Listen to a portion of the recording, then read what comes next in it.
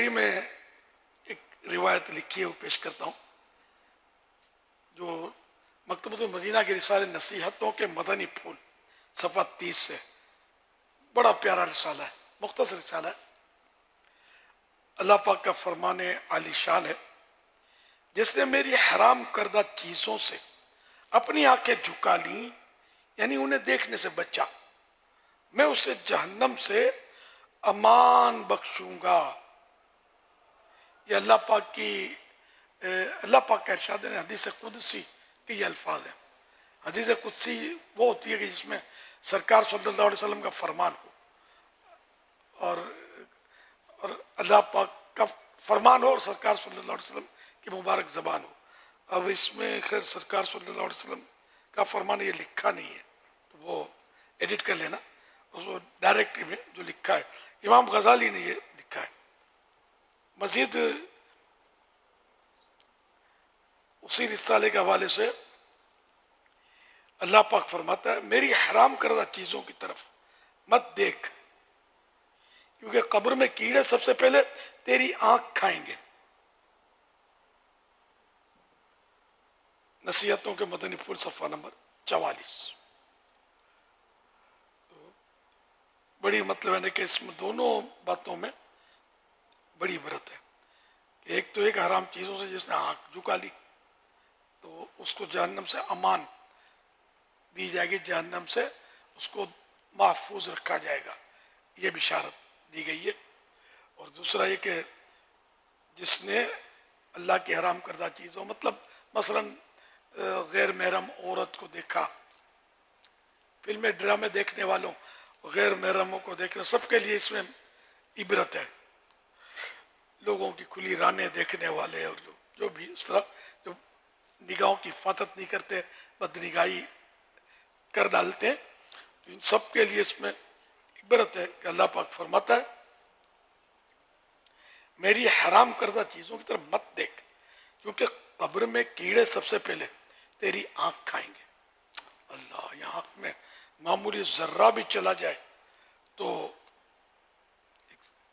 रेत का जर्रा, राख का जर्रा चला जाए तो परेशान कर देता है, और मिर्ची का जर्रा चला जाए तो उछाल देता है। तो अल्लाह ना करे कीड़े आंख खाएं तो क्या अंजाम होगा।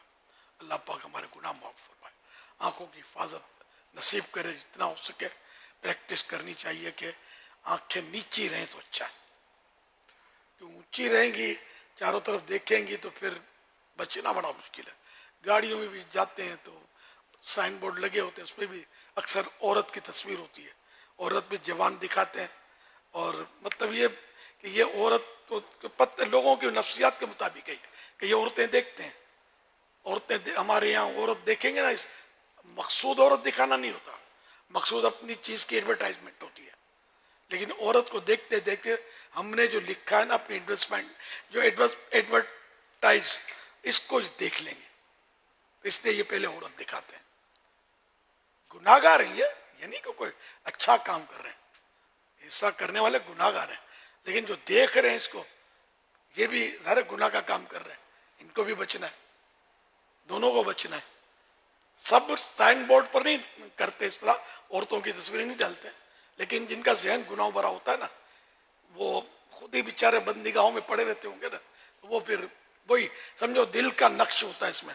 औरत लाएंगे, जवान औरत लाएंगे, यहाँ तक कि बाज बदनसीब हाथ दिखाते हैं ना, तो भी लेडीज हाथ दिखाते हैं।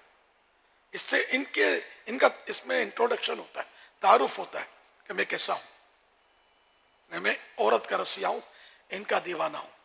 तो जो दीवाना गाने मुस्तफ़ा है वो इनको ना देखा करें, हम तो मुस्तफ़ा के दीवाने हैं, इनको देखने की क्या जरूरत है। अल्लाह पाक निगाहों की हिफाजत करे।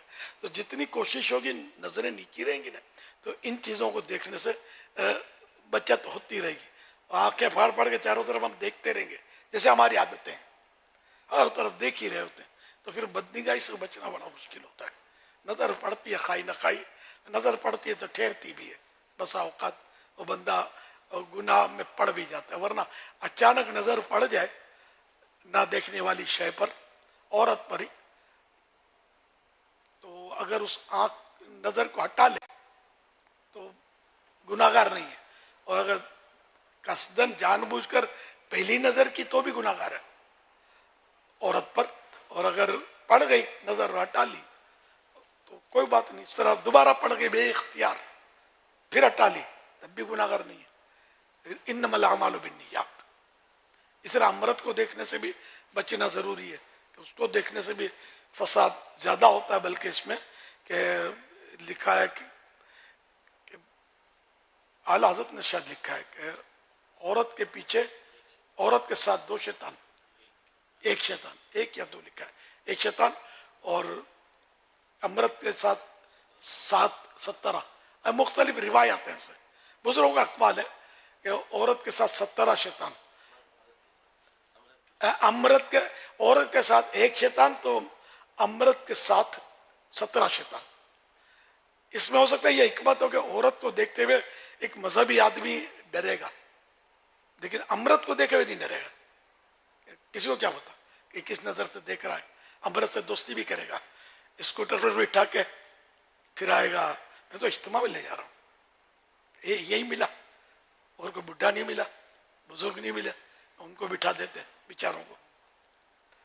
تو دل کے حال اللہ جانتا ہے، کوئی لے کے جا رہا ہے، ہمیں بدگمانی کی ضرورت نہیں ہے، اگر نیت میں کوئی فطور نہیں ہے تو کوئی گناہ نہیں ہے، لیکن یہ کہ اب اپنے دل پر غور کرنا ہے نا، عذاب و ثواب تو اللہ دے گا نا، بندہ کیا، ہم کیا دیں گے ایک دوسرے کو، ٹھیک ہے نا۔ تو یوں مطلب یہ کہ امرت پر ہی بعض لوگوں کی عادت ہوتی ہے کہ انفرادی کوشش کریں گے، اس پر بہت کچھ کر رہے ہوتے ہیں، کھلا پلا بھی رہے ہوتے ہیں، اور شیطان بھی ان کا ذہن بنا دے میں اس پر اس کو لائن پہ لا رہا ہوں، تو اس کو چاہیے کہ شیطان کو لاہور کے کمان لاہور پر تیر استیاذہ رکھ کر چلا دے، یعنی پناہ، شیطان سے پناہ مانگنے کا تیر چلا دے، اعوذ باللہ من الشیطان الرجیم، یہ چلا دے، اور کسی بزرگ کو بٹھا دے، اس پر انفرادی کوشش کر رہے شروع ہے نا، نہیں مزہ آتا نا، کائے کو مزہ آئے گا؟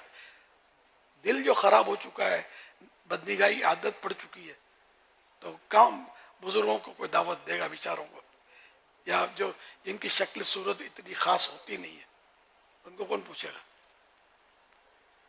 تو یہ بعضوں کی ہوتی ہے، سب کی یہ خصلت نہیں ہوتی، پتہ بھی نہیں ہوتا بہت سو کو۔ تو جن کے اندر یہ خصلت ہے، اگرچہ اس کا نکلنا آسان نہیں ہے، لیکن یہ کہ بھرپور کوشش کرنی ہوگی، سچی توبہ کرنی ہوگی، جبکہ وہی ذہن خراب ہے تو ہاں کہ لذت کے ساتھ وہ اس طرح کر رہا ہے، گندی لذت کے ساتھ، اور گندی لذت کے ساتھ دیکھ رہا ہے یہ عادتیں، اسے بھرپور سچی توبہ کرے، سچی توبہ کرے، سچی توبہ کرے، اپنے آپ کو خوب بچائے، خوب بچائے، خوب بچائے، اللہ چاہے گا تو یہ عادت بھی نکل جائے گی، ایسا نہیں ہے کہ نہیں نکلے گی انشاءاللہ الکریم۔ نیت صاف، منزل آسان۔ صلو علی الحبیب صلی اللہ صلی علیہ اللہ علی محمد۔